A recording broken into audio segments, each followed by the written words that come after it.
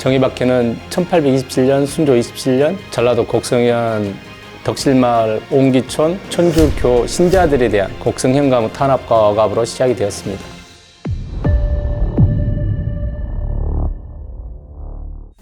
전라감사 이광문의 천주교인에 대한 대대적인 체포와 구금으로 확대되면서 전라도와 경상도를 중심으로 충청도, 경기도까지 확산되어 약 500여 명의 천주교인들이 체포, 구금되거나 복사하고 종식된 역사적 사건입니다. 지금은 흔적만 남아있는 우리 곡성 노곡면 덕실마을이 진원지입니다. 조선의 천주교가 처음 소개된 시기는 대략 임진왜란 전후 또는 한 16세기 말기에서 17세기 초인 것으로 알려져 있습니다. 주로 이제 명나라에 다녀온 사신들이 조선으로 돌아오기 전에 서양의 과학 서적과 함께 천주교에 대해서 한문으로 번역된 서적을 가져오면서 천주교는 종교라기보다는 서양 학문의 하나로서 이해되는 서학으로서 불리워지고 공부를 하게 되었습니다. 특히 선조와 그 아들 광희군 때에는 몇몇 학자들이 중국 사신을 통해서 서학 사상을 소개되기도 하였고요. 광희군 때에는 명나라 사신으로 다녀왔던 이수광 선생이 본인의 저서 지봉유설에 그 마테오 리치의 천주시리를 소개하기도 하였습니다.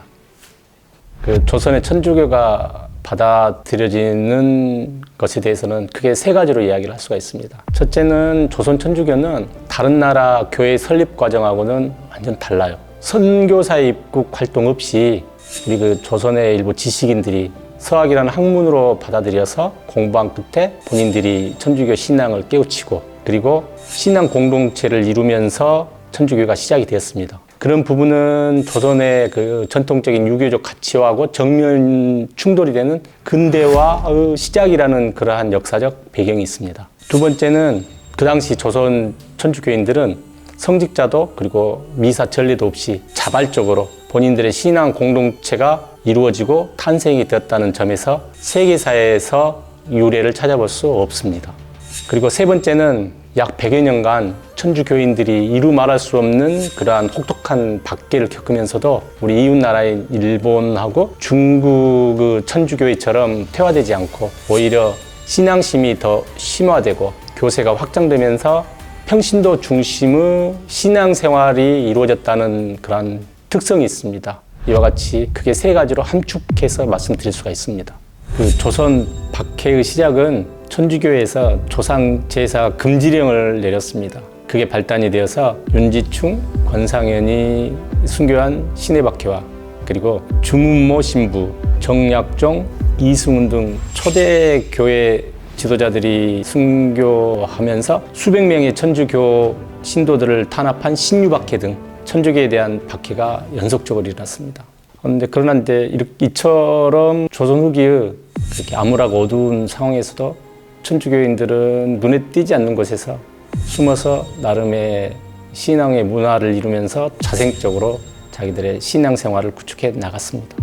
조선 천주교인들이 약 100여 년간 14번의 박해를 겪으면서 고향을 등지고 그리고 조선 팔도 곳곳으로 흩어져서 마을을 이루고 신앙생활을 유지해 나갔습니다. 그곳에서 천주교인들은 본인들의 신앙을 더 심화시키고 박해로 인해서 목숨을 잃은 먼저 가신 교인들을 공경하는 그러한 순교자 신심운동 그리고 현양운동, 시복, 시성운동을 전개하면서 그들 순교자들의 삶과 신앙을 본받으려고 노력하면서 신앙생활을 계속적으로 유지하고 노력해 왔습니다. 그 전라도 곡성에서 시작된 정의박해는 조선의 역사와 천주교사, 우리 곡성 지역사 측면에서 각별한 의미를 갖고 있습니다. 덕실마을은 조선 후기 박해 시기에 천주교인들이 갖고 있는 독특한 문화와 삶의 양식을 반영하는 데 의미가 있고요.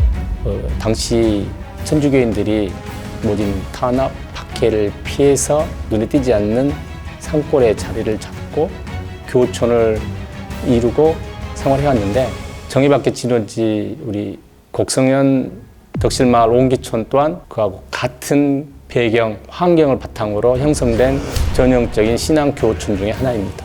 곡성현은 크고 작은 그러한 산들이 많아서 골작 마을이라고도 이야기를 하고 있습니다. 그렇게 많은 골짜기에서 흙과 유약 그리고 땔감을 충분히 확보하고 소화할 수 있다는 그런 장점에서 천주교인들이 덕실마을에 옹기촌을 만들고 옹기를 구우면서 신앙생활을 해왔습니다. 이 같은 우리 옹기업은 덕실마을에서 생활하는 천주교인들에게 신앙 공동체를 존속할 수 있는 경제적 기반이 되었다고 볼 수가 있습니다. 곡성 덕실마을은 말 그대로 골짜기, 산으로 둘러싸인 지형 특성을 바탕으로 형성된 조선 후기 전형적인 우리 옹기 교우촌의 특성을 갖고 있는 역사적 의미를 지닌 장소라고 할 수가 있습니다. 여기에 보이는 책이 1874년 프랑스 파리 외방 선교원에서 근무를 하고 있는 샤를르 달레 신부가 간행한 조선 천주교사를 번역한 번역본의 책입니다. 책의 내용에서 곡성 정예박해에 대해서 나오는데 1826년에는 우리의 흥미를 끌만한 것은 아무것도 없다. 교우들 가운데 퍼진 소문에 의하면 일본 황제가 조선 왕에게 글을 보내 예수를 믿는 일본 사람 6명이 작은 배를 타고 도망쳤다라는 것을 알려왔다고 한다라고 시작이 되면서 정해 1827년에 이르러 여러 신자들의 무모하고 좋지 못한 행동이 원인이 되어 불행이 닥쳐졌다. 전라도 동남방에 있는 곡성고을 덕실마을에 옹기점이 있는데 일꾼들은 모두 천주교 신자였다. 전이라는 신입교우가 동네 사람들을 위해서 거기에 술집 하나를 차려 놓았다. 한편 유명한 순교자 토마스 아들로 성질이 포악하고 행실이 좋지 못하기로 소문난 한백겸과 그 밖에 자기가 못마땅하다고 생각하던 몇몇 교우들이 책임자라고 곡성 현감한테 고발을 한다라는 그러한 내용과 이러한 명백한 증거를 손에 쥔 곡성 현감은 잠시도 망설이지 않고 즉시 천주교 신자들을 잡으라는 명령이 내렸다. 그것은 1827년 2월이었다. 곡성을 넘어서 전라도 일대가 모두 박해의 도가니 속에 빠져들고 말았다. 이게 1827년의 박해야말로 모든 박해 중에서 가장 통탄할 만한 것이라고 인정할 수밖에 없다. 여러 가지 점을 고려에 넣어 이렇게 배교자가 많았던 때는 일찍이 없었다 라는 내용으로 기록이 되어 있습니다. 이 책에 기록이 되어 있는 부분이 일송록입니다. 일송록 부분을 보면 샤를르 달레 신부의 기록과 많은 차이가 보입니다. 곡성현 사학 죄인들을 전라감사 이광문이 죄의 경중에 따라 장계를 올려 보고한 후 처리하라는 영. 전라감사 이광문이 올린 장계에 이번에 곡성현에서 옹기점을 하는 이사득은 불에 타담한 책을 수습해 보니 골짜기 속 무매한 백성들을 속이고 있습니다. 이것을 전하고 인습하여 영원한 우두머리가 되었는데 이미 도망을 가서 몸을 감추었습니다. 천주교 신자는 모두 27명 그리고 17명이 곡성현에 잡혀갔다. 그들의 이름은 이사득, 장업봉, 이근희, 처 이씨, 전복이, 홍태성, 김막동, 박노랑두 구체적으로 기록이 되어 있습니다. 조선 천주교회사와 일성록에서는 엄밀한 차이가 있습니다. 샤를르 달레 신부의 조선 천주교회사에서는 옹기촌 주막집 교인이 행실이 좋지 못해서 평상시 본인한테 행패를 부렸던 한백겸을 관아에 고발을 하면서 정예박해가 시작이 됐다고 기록이 되어 있고요. 곡성에서 시작된 고발로 전국적으로 확대가 되면서 역대 가장 배교가 많은 불미스러운 사건으로 기록이 되어 있습니다. 하지만 우리 유네스코에 등재된 조선의 일성록에 보면 달레 신부 기록이 왜곡되어 있을 가능성이 농후하다는 사실을 우리가 알 수가 있습니다. 일성록과 비교해서 볼 때 앞에 샤를르 달레 신부가 말한 사건의 정황, 그리고 고발자, 고발 증거, 피고발인 그러한 부분들이 조금 근거가 부족하다라는 그러한 부분을 우리가 알 수가 있는데 일성록에서 보면 조금 더 구체적으로 잘 명시가 되어 있습니다. 당시 조사를 받은 교인들이 서로 강한 믿음으로 동료 교인을 보호하고 수사에 혼선을 주고 차주원만이 고발자이므로 다시 논할 필요가 없다라고 기록이 되어 있어요. 정예박해의 주도적 인물이었던 우리 전라감사 이광문이 어떻게 그렇게 기록을 했냐면 곡성현 옹기촌 교인들 중에서는 오히려 동료를 보호하기 위해 중요한 인물이 아니라고 증언을 해주거나 서로 협력한 정황이 보인다라고 기록을 했습니다. 전라감사 이광우는 정의받기 당시에 천주 교인들에 대해서 사행 집행을 미루고 무한정 옥에 가두어서 그들에 대해 고문과 문초를 통해서 배교를 할 수 있도록 유도를 했습니다. 하지만 그때 잡혀온 그 천주교인들 신자들 중 남녀 몇몇은 13년 동안 옥살이를 하다가 기회 박해 때 참수를 당하면서 순교를 하셨습니다. 이 정의박해의 역사를 돌아보면 왜곡 가능성이 있고 또 그러한 부분을 우리가 정확한 사료를 근거로 해서 진실을 바로잡을 필요가 있다고 생각이 됩니다. 그렇지만 지금 안타깝게도 2022년 현재 인터넷 블로그라든지 카페, 유튜브 등 그런 여러 가지 정보 원천 등을 통해서 샤를르 달레 신부 기록이 계속 왜곡 변형되고 재생산이 되고 있어요. 우리 그 정의박해에 관련된 그런 부분은 앞으로 그 역사의 정당성을 되살려서 정의박해 당시 순교하셨던 교인들, 박해를 당했던 천주 교인들의 명예를 되살리는 그러한 부분이 무엇보다도 중요하고 시급하다고 생각이 됩니다. 정의박해 당시 그 배교한 신자가 많았다고 기록하고 비판한 그 샤를르 달레 신부도 본인이 쓴 조선 천주교사에서 조금 다른 내용이 나와요.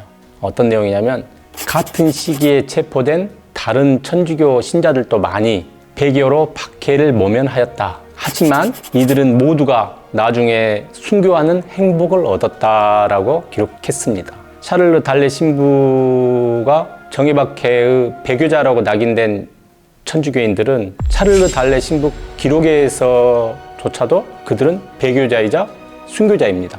그분들이 감옥에서 오랜 시간을 추위, 질병, 배고픔, 고통 속에서 신앙을 유지를 하다가 한순간의 유혹에 의해서 천주를 부정을 하고 풀려나와서 본인들이 다시 유배지로 가서 그쪽에서 끝없는 그러한 유배 생활을 보내는 과정에서 과연 그분들이 천주를 부정을 했을까요?